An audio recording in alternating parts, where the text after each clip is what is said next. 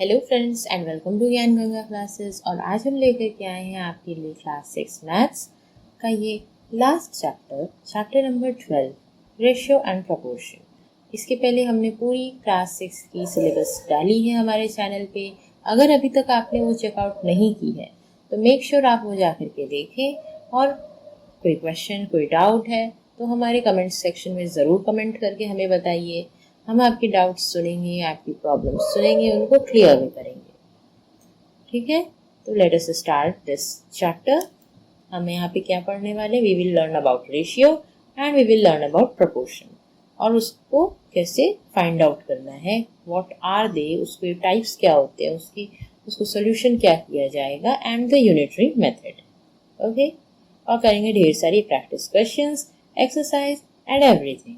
सो let us start. Ratio क्या है?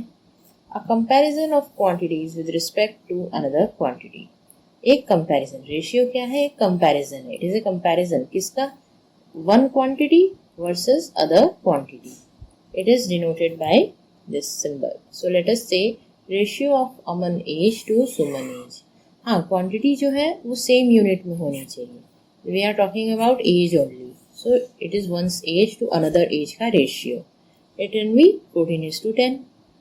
So it is denoted by which number, which symbol? It is denoted by these two dots.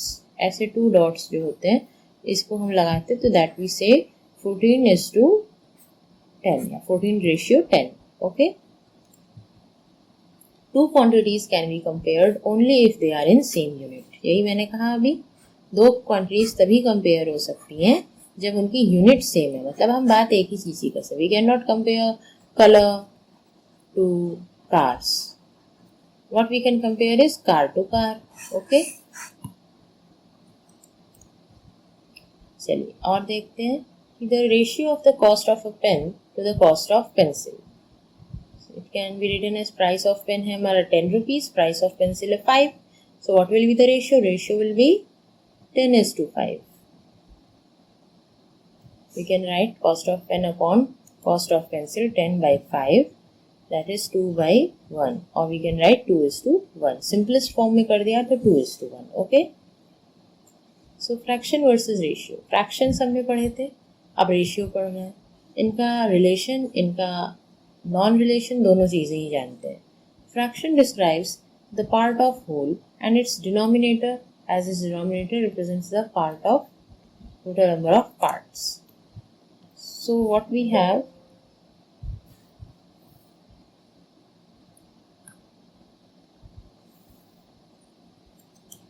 we have here कि fraction क्या है? Fraction क्या करता था? Number of shaded parts upon the number of whole parts, ये मिलते थे। Ratio क्या है? Ratio is two different way. We will share कि अगर ये है, suppose this is the thing and we have one shaded part here, 3 non shaded and 4 whole parts, तो इसको हम फ्रैक्शन क्या करते? We will express it in fraction 1/4। Ratio क्या होगा? 1 and then we have 3 other parts, that is 1:3. Clear है कैसे निकला? It is a comparison of two different, this shaded versus unshaded.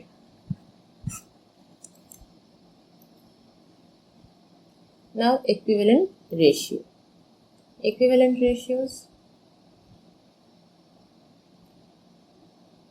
If the given ratios are equal, then they are equivalent. Equal बोल रहा है, equal होंगे तो ये equivalent ratio है। जैसे 10:30, 12:36। अगर इन दोनों को सॉल्व करते हो तो क्या आता है? इसका क्या हो गया? 1:3। या इसका भी 1 है, 12 या 36, तो these both have 1:3 simplest form। तो इसको हम क्या कह सकते हैं? They are equivalent. Okay, so let us do some exercise. We have to find the ratio of the following, that is 30 minutes 1.5 hours। Unit देखो, यूनिट सेम नहीं है, हमें इसकी यूनिट सेम करनी होगी। ओके, आवर को मिनट में change करना होगा। तो we can write is 30/60, that is 0.5 hours. आप ये भी कर सकते हो 0.5 upon 1.5। Okay,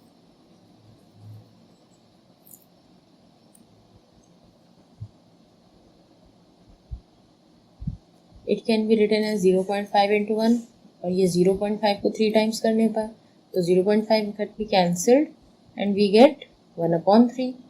Okay, that is ratio is 1:3. 500 ml to 2 liters. ये कैसे करो? अगेन इसमें भी आप 2 litre 1 litre is equal to 1000 ml, तो 2 litre is equal to 2000 ml कर लिया. इसमें आप ऐसे कन्वर्ट कर लो जो इजी पड़े, बिकॉज ये 500 की बात हुई. यहाँ डेसिमल था तो हमने हायर ही चेंज किया ताकि डेसिमल कट आउट हो जाए. और यहाँ पे हमारे पास 500 है तो 200 को 2 लीटर को 2000 बना लिया. ml में सेम क्वांटिटी हो गई, सेम यूनिट ml. ओके, सो अब इसका रेशियो क्या होगा? 500 to 2 liter, that is 500 is to 2000, that is 0 cancelled, so we got 5 is to 20. Further we can write it as 1 is to 4. Okay, next question. Consider the statement ratio of breadth and length of the hall is 2 is to 5. हमें ratio given है. Complete the following table as shown. Some possible breadths and length of the hall. हमें ये table दिया है जिसमें यहाँ पे तो इस टू के हिसाब से दोनों दिया है, but we have to find the blank quantities over here. Okay, कैसे करेंगे? हमारे को बस क्या पता है, ratio of L is to B is 2 is to 5. Then this all ratios must be equivalent to that, है ना? अभी इक्वल पढ़ा था.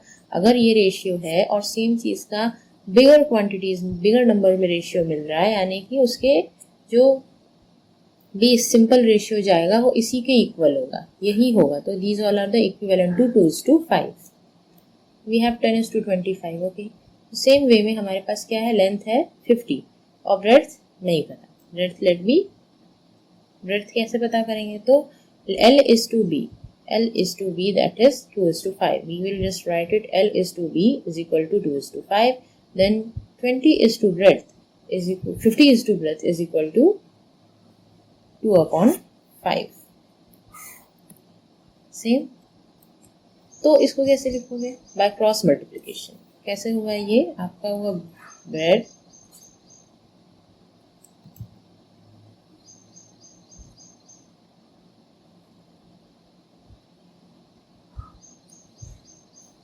ब्रेड्थ इनटू लेंथ का है ना, 5 is to 2. Breadth is to length का है आपका 2 is to 5.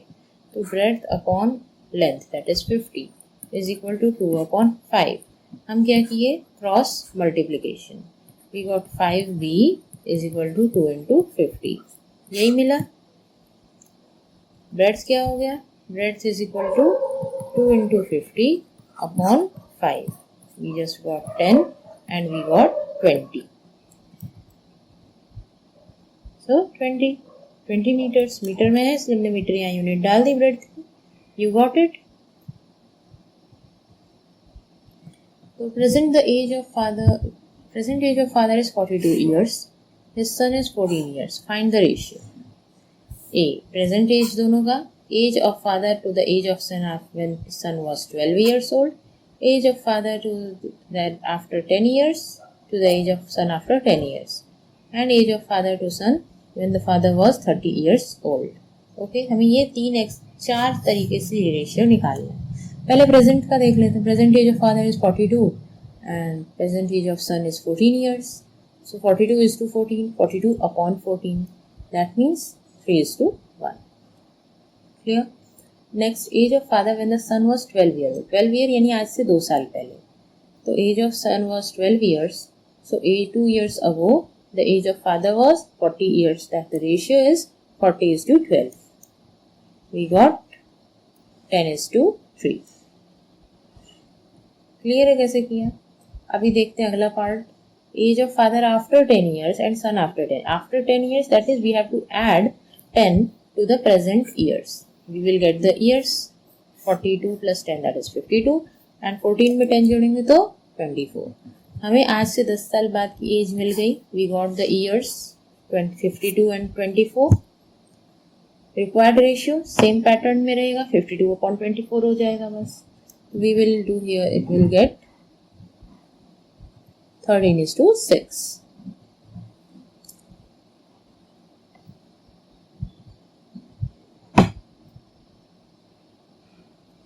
As of father to the age of son when father was 30 years old. 30 years यानी 42 माइनस 30 करके देखो कितने साल पहले की बात हो रही है.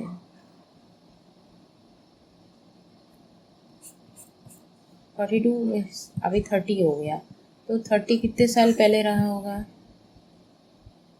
12 साल पहले. It will be 30. ओके.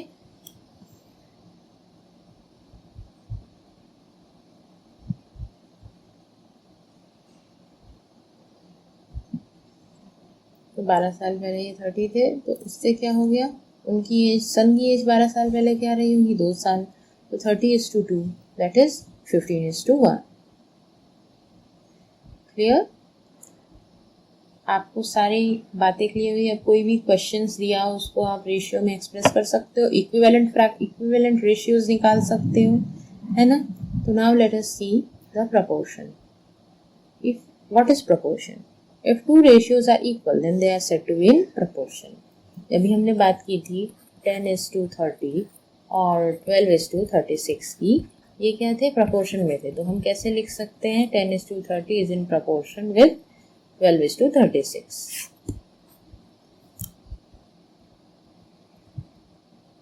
तो प्रपोर्शन का सिंबल क्या हो गया? प्रपोर्शन का सिंबल होते हैं 4 columns like this. Ratio is represented by this. Proportion is represented by this. Clear है? तो चलिए अभी देखते हैं कि क्या ये स्टेटमेंट्स ट्रू हैं. 40% is to 200% is equal to, मतलब प्रपोर्शन में है, with 15:75. Is this true? Yes. 40 और इसका बेस रेशियो पे जाओ तो कितना आता है? 1:5. 15 और 75 का भी क्या होता है? 1:5. So it is true. 7.5 liters and 15 liters is to 5:10. Is it true? अगर इसको चेंज करते तो ये आ जाता है आपका 150 liters. So we can write it as 75 upon 150, that is 10. This will be 5 and this is also 5:10. So it is true. 99 kgs and 45 kgs and 44 and 20. 44, 20. इसका क्या लॉजिक जा रहा है? It can be written as 22 and 10. क्या ये वैसे लिख सकते हैं? It can be written as 33 and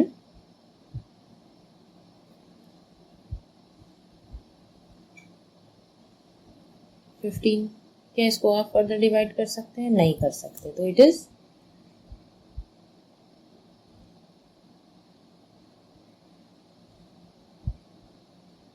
हाँ कर सकते हैं. इसको फर्दर डिवाइड कर सकते हैं 3 से. तो ये भी चला जाएगा आपका 11 और 5. ये चला गया आपका 11 और 5. So these are also equivalent fraction, equivalent ratios. And then 32:64, 6:12, that is 1:2. और ये भी क्या 1:2 है? अगर ये 2:4 आ जाता है, देन इट इज 1:2. क्लियर? तो ये भी है. 45:60 and 12:15.